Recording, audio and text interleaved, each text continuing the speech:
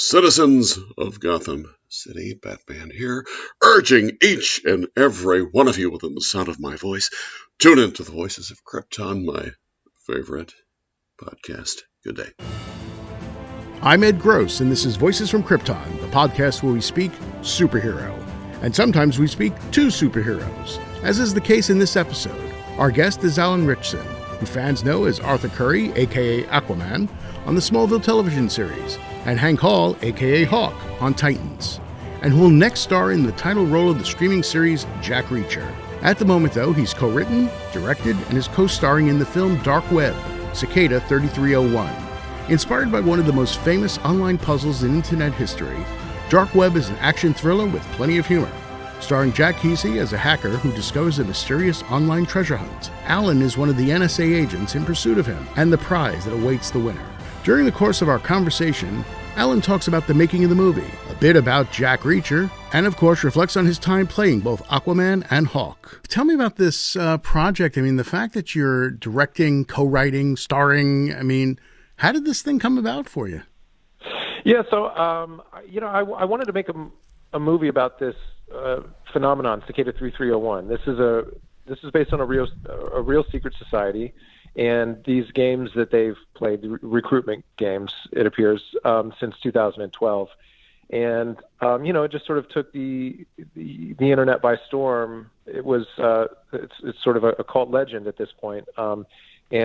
Questions arise about who these people are, what they want, and where the winners of these games go. It seems that some have disappeared after being invited in. So it's just highly intriguing, and I thought it made just a really interesting skeleton for a film, and wanted to put my spin on that world. So we've got a film that's genre blending. It's a drama that has some action, thrills. It's a dark comedy. So it's got something for everybody. And it was a great way to make an original film based off something that people have a heightened awareness about. Absolutely. And I do love the fact that, this kind of movie, you would normally think of it as like this deep conspiracy thriller. And I love the fact that there's so much humor in this, in the shooting and in the dialogue and in just the way everybody behaves. Yeah, thanks. Look, I think we've seen this kind of thing before. And I think, when some studios get their hands around a tech property or whatever, if that's even what this is, it tends to put a stranglehold on the seriousness of the conspiracy of this whole thing. And I just think most people in cinema are not interested, most audiences are not interested in something that takes itself so seriously.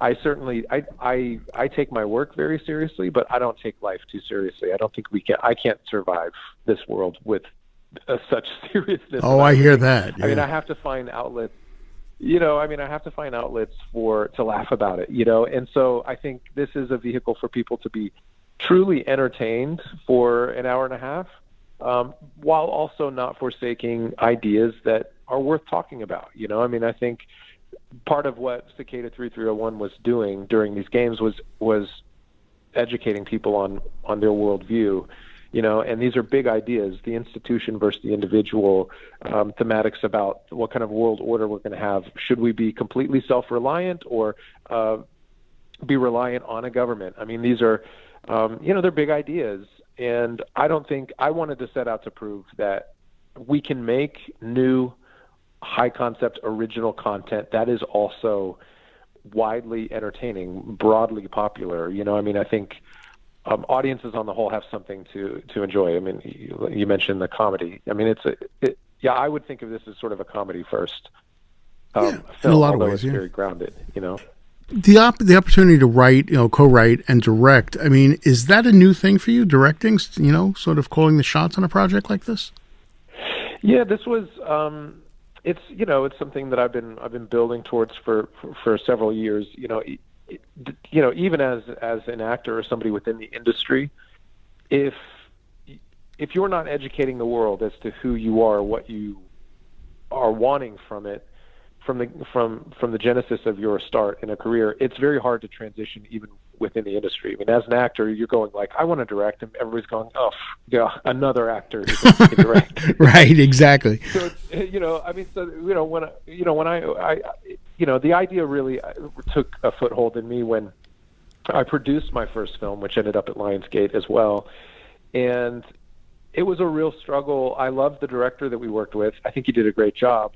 But it was a real struggle creatively to try and continually have to educate somebody on the tone that was more for me, and you're fighting somebody on the tone that they want, And so I was like, I just need to direct. There's nothing wrong with that, and those conversations are healthy, I think, in within the ecosystem of making a story is sharing collaboratively, cooperating creatively.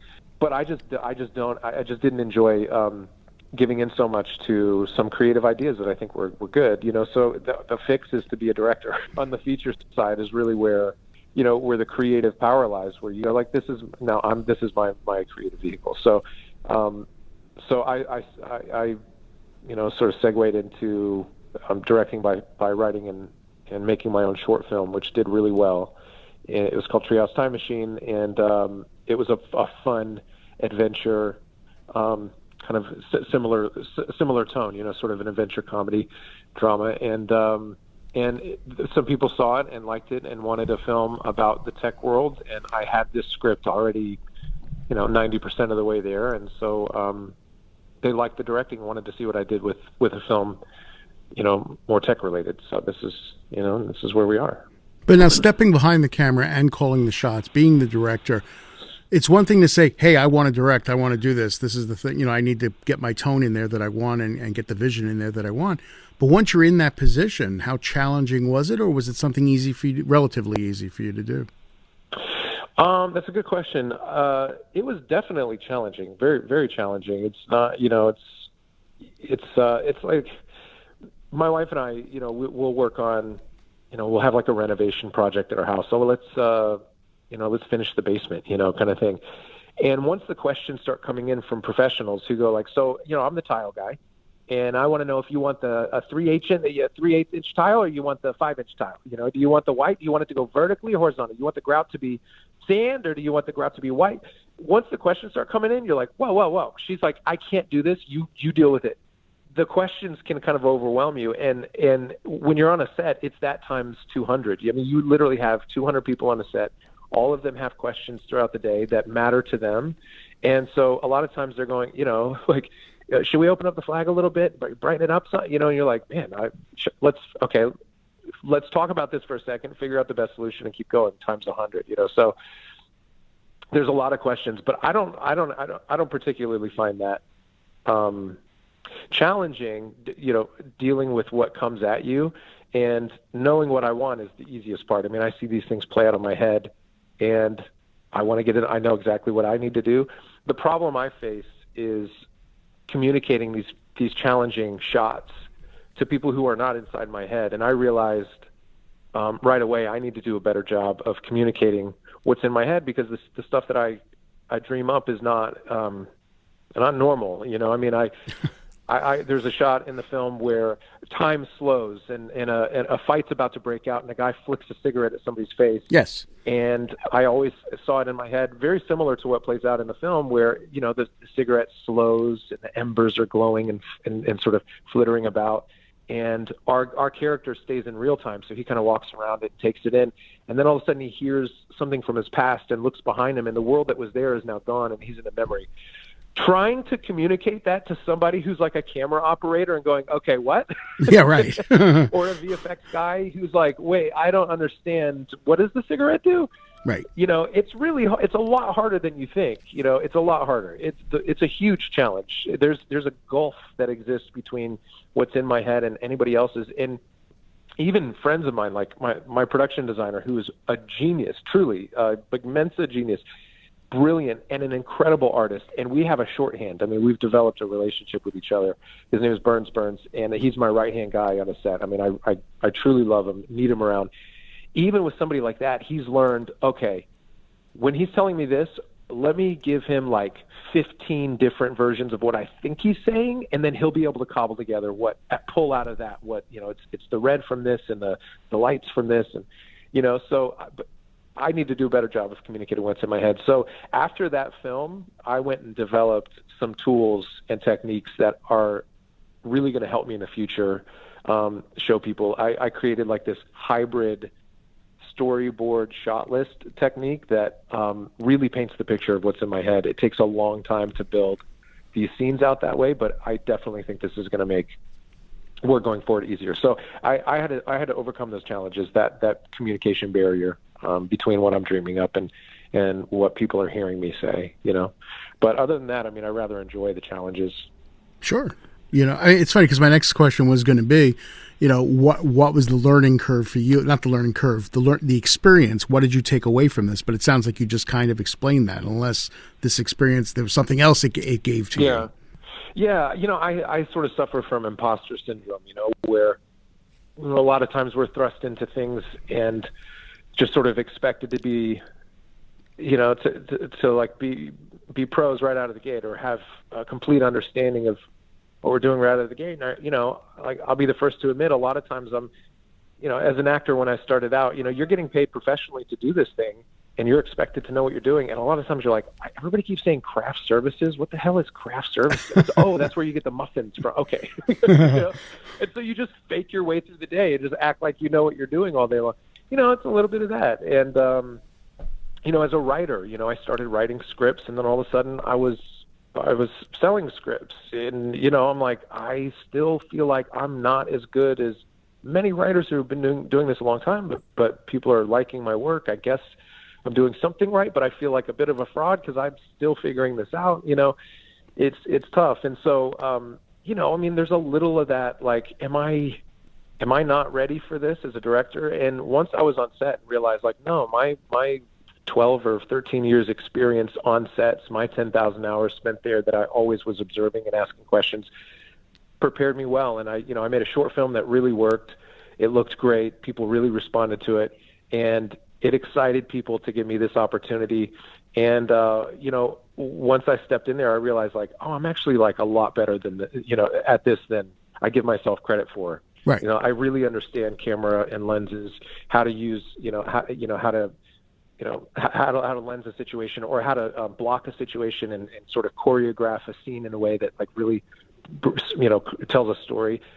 Just naturally really good at that, and that's okay. So I think for me, I learned to just be confident and sort of move with authority through the world that I'm being asked to occupy. And I think that's a big step for somebody like myself, and I think there are a lot of people out there, who probably experience similar things. And I guess, my story is just one to say, like, just go. If you've been invited in and the world is telling you that they want to see what you have to say, then say it with authority, And I think we don't hear a lot of people admit that, because a lot of people don't want to, admit that they feel like a fraud. But absolutely, yeah. There were times that I did, So that was a big lesson for me too.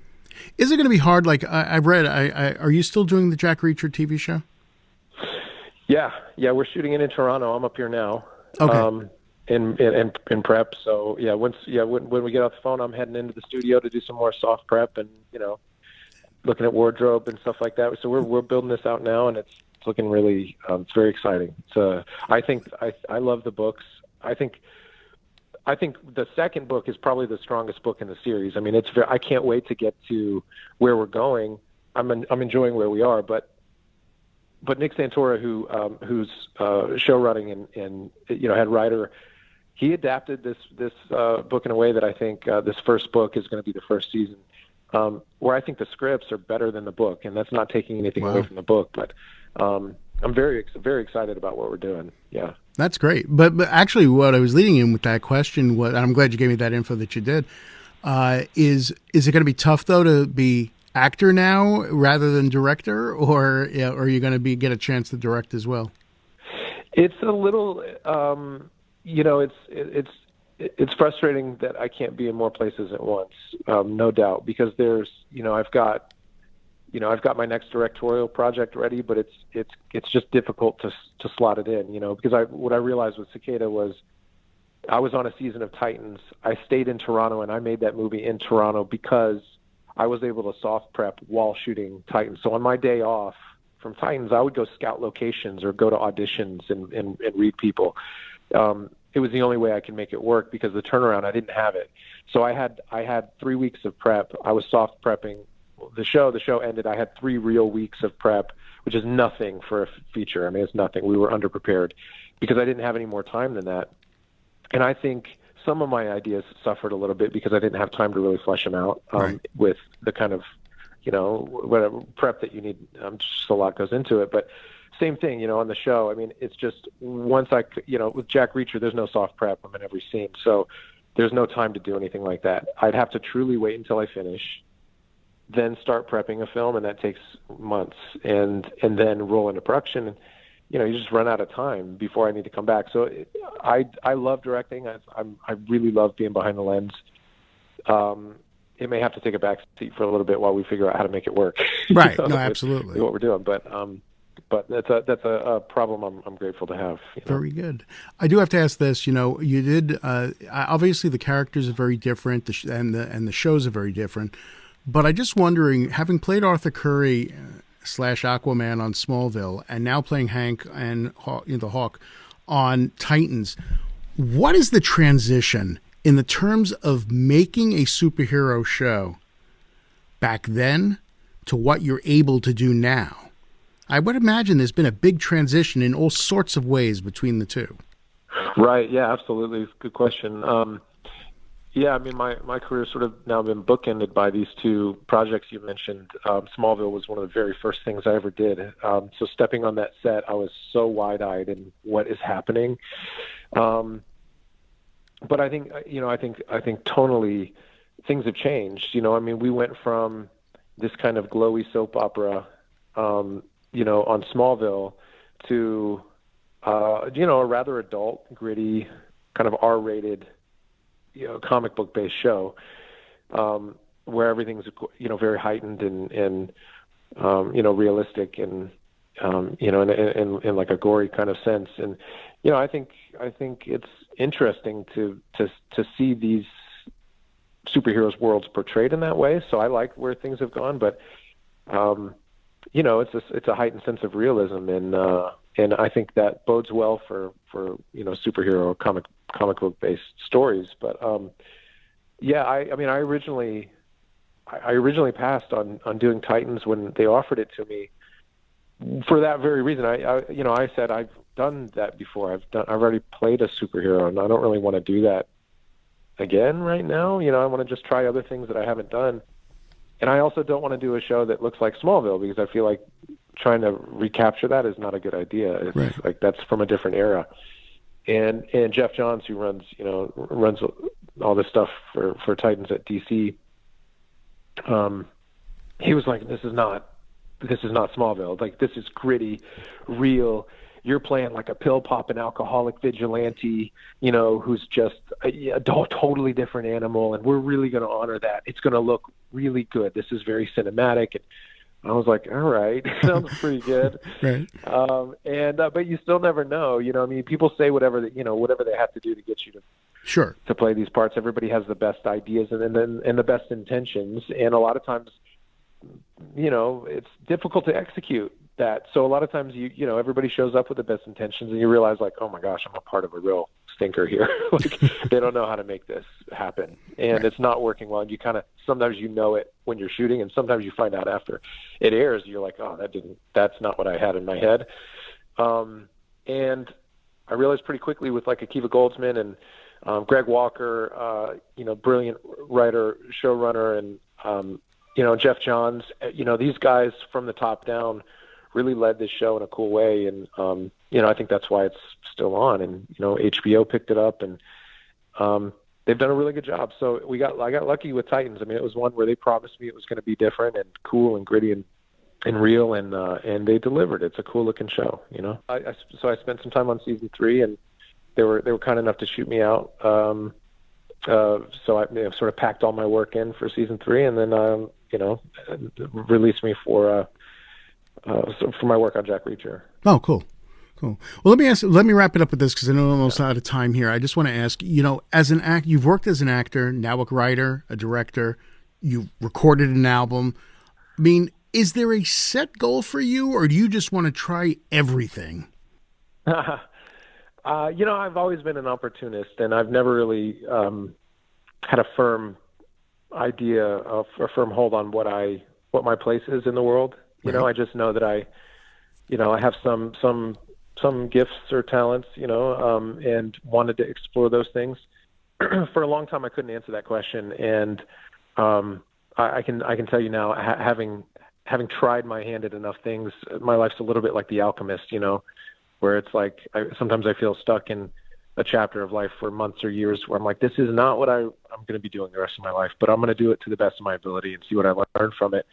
And up until a couple of years ago when I started writing and directing, that's sort of where I was. But now having written, produced, created story, created music, done all those things, I know for me, writing and directing, bringing these stories to life from the ground up is what excites me most, and I could spend the rest of my life doing that and be happy. I also can spend the rest of my life not getting paid to do that and just write stories, and I'll do it anyway because I just love it so much. So, I'm writing all the time and developing ideas all the time, and if any stick and I ever get paid to do that, then that's just icing on the cake for me.